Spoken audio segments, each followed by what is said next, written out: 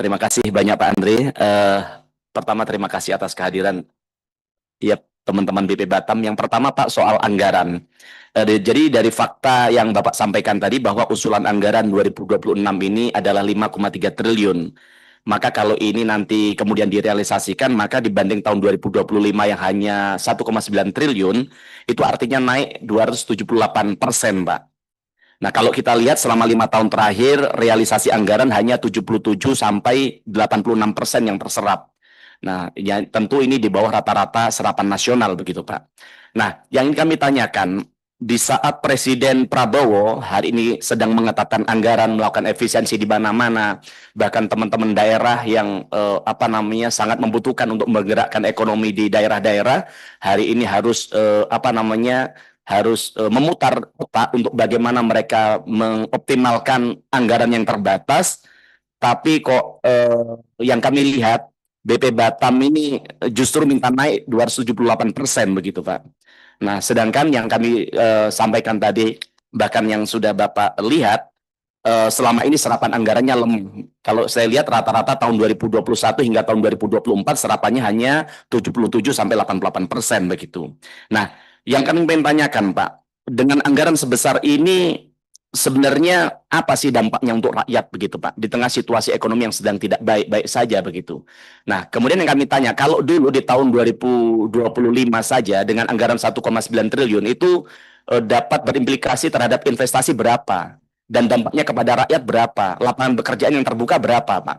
Nah, kemudian sekarang dengan anggaran 278 triliun, memang berapa lapangan pekerjaan yang Bapak janjikan untuk kemudian bisa hadir di Batam setelah ada investasi sebesar ini, Pak?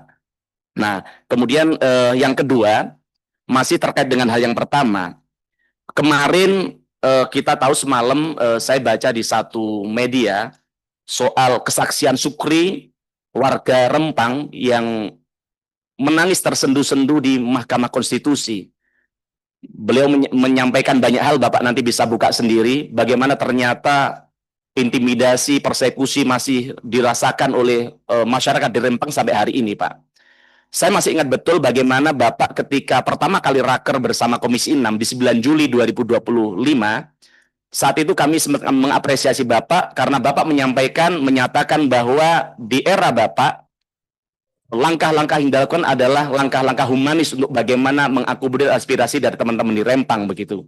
Bahkan kami saat itu cukup senang dengan pernyataan Bapak. Bapak turun langsung ke lapangan, mendengarkan aspirasi mereka. Tapi di saat yang sama ketika Bapak rapat di sini, di Rempang, di BP Batam melakukan persekusi, yaitu kepada Nur Suwarni, Pak. Yang dia diintimidasi, diseret, dihajar, bahkan dikeluarkan secara paksa dari rumahnya begitu. Nah, maka kami pada kesempatan hari ini ingin mendapatkan pernyataan dari Bapak.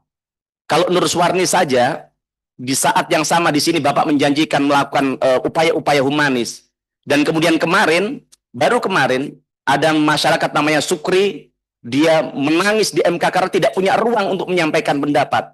Karena dia sampaikan dengan semua lembaga hukum, dengan teman-teman BP Batam tadi, tapi tidak membuahkan hasil begitu. Nah, maka kami ingin tanya komitmen Bapak atas pernyataan Bapak di tempat ini begitu, Pak. Dan ke depan, langkah yang akan diambil Batam atas apa yang terjadi hari ini seperti apa. Nah, kami tidak ingin semua ini berlanjut di masa yang akan datang begitu, Pak. Mungkin itu saja dari kami. Matur nuwun. Assalamualaikum warahmatullahi wabarakatuh.